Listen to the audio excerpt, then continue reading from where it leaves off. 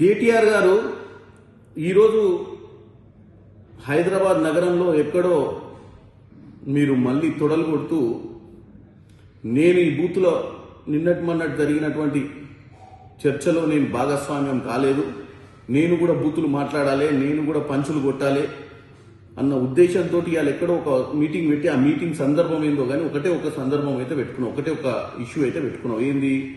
ఈ ప్రజాపాలన ప్రభుత్వాన్ని ఎండగట్టాలి, లేనిపోని అని చెప్పాలి, ముఖ్యమంత్రి రేవంత్ రెడ్డి గారి మీద విరుచుకపడాలి, ఆయన మీద ఇష్టానుసారంగా మాట్లాడాలన్నట్టుగానే ఇలా మాట్లాడినావు. కానీ నువ్వు చెప్పిన 3 అంశాలు, ఒకటి కట్టే, కొట్టే, తెచ్చే, ఇది మీ కుటుంబానికే వర్తిస్తుంది. ఎందుకంటే కట్టే నీళ్లు నిధులు నియామకాల నినాదంతో తెలంగాణలో ఉద్యోగాలు, నీళ్లు, నిధులు అని చెప్పి మీ నాయన ఉద్యమకారుని అవతారం ఎత్తి పిట్టకథలు కట్టి రాష్ట్రంలో ముఖ్యమంత్రి అధికారాన్ని కొట్టి రాష్ట్రంలో ఉన్నటువంటి మిగులు రాష్ట్రాన్ని అప్పుల రాష్ట్ర దిశగా తోసి మీ ఇంటికి తీసుకుపోయా అంటే తెచ్చే. ఏంటిది? కోట్ల రూపాయలు దండుకొని నువ్వు, మీ బావ, మీ కుటుంబ సభ్యులు ఈరోజు ఆర్థికంగా ఏ పొజిషన్లో ఉన్నారో ఇలా రాష్ట్ర ప్రజలంతా చూసారు. గతంలో అమెరికా నుంచి వచ్చినప్పుడు ఏముంటివి, ఇప్పుడు ఏమున్నావు. సో ఈ కట్టే, కొట్టే, తెచ్చే మనకే వర్తిస్తుంది. ఇక నువ్వు రాష్ట్ర ప్రభుత్వం గురించి కూల్చివేతలు, పేల్చివేతలు, ఎగవేతలు అంటున్నావు. కూల్చివేతలు ఏంది? ఇవాళ నువ్వు మాట్లాడేది హైదరాబాద్ నగరంలో ఉన్నటువంటి చాలా మంది కాలనీలో ఉన్న ప్రజలు ఈరోజు సంతోషం హైడ్రా మీద వ్యక్తం చేస్తారు. ఎందుకంటే మీ హయాంలో నాలాల మీద ఇల్లులు కట్టి ప్రతి వానకాలం వచ్చినప్పుడు ఆ చుట్టుపక్కల ఉన్నటువంటి ప్రాంతాలన్నీ మునిగి వాళ్ళ ఆస్తు నష్టం జరుగుతుంది. ఇవాళ హైడ్రా వచ్చినాక ఈ నాలాల మీద ఉన్న ఇల్లులు, కాలనీలను కబ్జా చేసి, పార్కులను కబ్జా చేసి నీ హయాంలో నీకున్నటువంటి దండుపాల్యం సైన్యం దోచుకున్న పరిస్థితిని ఈరోజు హైడ్రా కూల్చివేస్తుంది. ఎవరి కోసం? ప్రజల కోసం. సో ఇది కూల్చివేతల గురించి నువ్వు చెప్పేది. ఇదే హైదరాబాద్ ప్రజలకు కూల్చివేతలు అంటే ఇదే కదా నువ్వు చెప్పింది. హైడ్రా చేసే కూల్చివేతల గురించి కదా. ఇక పేల్చివేతలు అంటే ఎక్కడ పేల్చివే?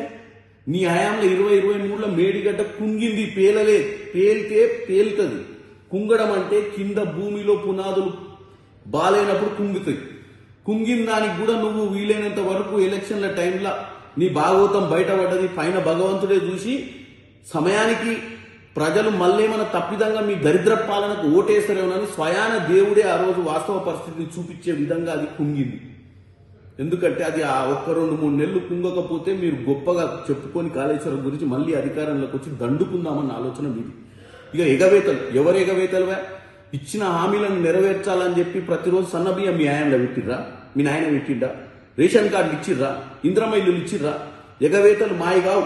ఇవాళ నువ్వు అక్కడ లేనిపోని ముచ్చట చెప్తున్నావు. 1 కోటి మంది మహిళలను కోటీశ్వరులను చేయాలంటే నీ లెక్క బుద్ధి లేని, జ్ఞానం లేని మాటలు కాదు. 1 కోటి మందిని కోటీశ్వరులను చేయాలంటే వాళ్ళకు ఉపాధి కనిపించాలి.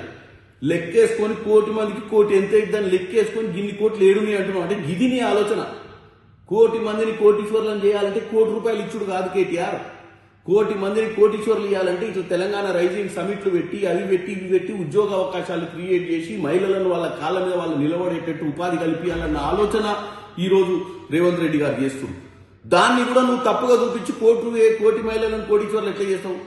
బస్తీ మీద సవాల్ అన్నాడు రేవంత్ రెడ్డి గారు 23 కంటే ముందే. ఆయన మెరిట్ కోటాలో వచ్చిండు. పేమెంట్ కోటా కాదు, నీది కోటా, మేనేజ్మెంట్ కోటా నీది. నువ్వు అమెరికా నుంచి డైరెక్ట్గా ఉద్యమానికి సంబంధం లేకుండా సిరిసిల్లకు వచ్చి ఎమ్మెల్యే అయిపోయి మంత్రి అయిపోయింది, నీది మేనేజ్మెంట్ కోటా.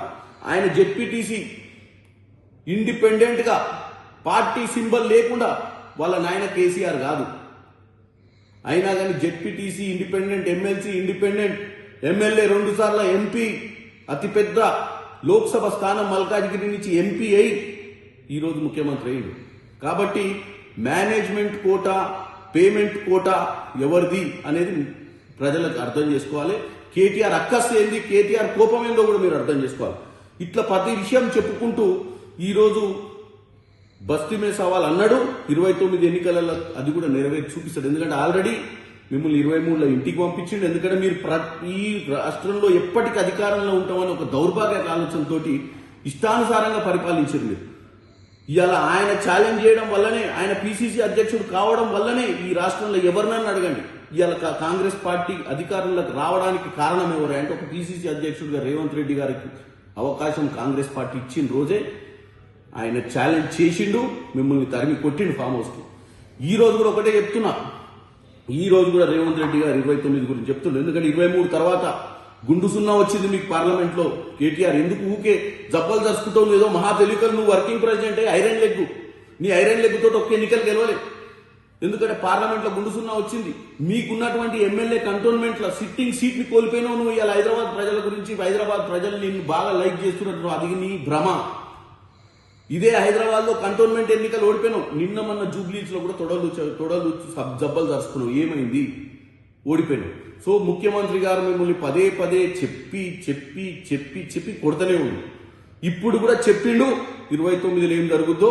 ఈ పిచ్చి మాటలు బంద్ చేసి ఒక కన్స్ట్రక్టివ్ అపోజిషన్ లీడర్ గా వ్యవహారం చేయండి. ప్రజలకు ఏం కావాలో చెప్పండి. ఇట్లా కోటీశ్వర్లను కోటి మైందలు చేయట కోటి ఇంటికి ఇచ్చినట్టు కాదు. ఇట్లాంటి పిచ్చి ఆలోచనలు నీ మైండ్లోకి వెళ్తే ఒక కన్స్ట్రక్టివ్ లైన్ లో ముందుకు రా. మీ నాయనని అసెంబ్లీకి తీసుకురా. మీ నాయన అప్లైన్స్ అసెంబ్లీ వచ్చే ఓపిక లేకపోతే అపోజిషన్ పార్టీ లీడర్ స్టేటస్ తీసుకొని నువ్వేమైనా కన్స్ట్రక్టివ్ గా మాట్లాడే ప్రయత్నం చెయ్యి.